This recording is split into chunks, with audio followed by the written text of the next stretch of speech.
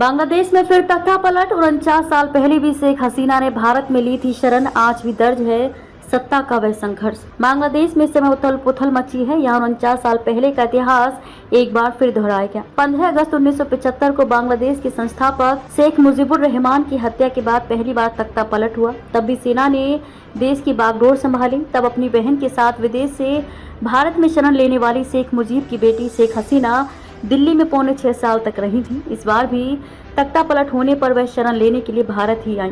बांग्लादेश में हुए तख्ता पलट और उसके बाद के सत्ता संघर्ष दर्ज हैं। 1975 के तख्ता पलट के बाद शेख हसीना पहली बार भारत में पौने 6 साल तक रही। वह 18 मई 1989 को बांग्लादेश अपनी बेटी के साथ वापस लौटी। इंडियन एयरलाइंस के विमान से वह कोलकाता में ढाका एयरपोर्ट पर उतरी थी, जहां आवामी लीग के नेताओं ने उनके बांग्लादेश लौटने पर स्वागत किया था। उनकी वापसी महज 12 दिन बाद ही बांग्लादेश के तत्कालीन राष्ट्रपति जियाउर रहमान की हत्या चटगांव में कर दी गई थी। इस पर शेख हसीना ने अगरतला बॉर्डर से 31 मई 1981 को भारत में फिर से प्रवेश करना चाहा, लेकिन बांग्लादेश राइफल्स ने उन्हें अगरतला सीमा पर गिरफ्तार कर लिया था।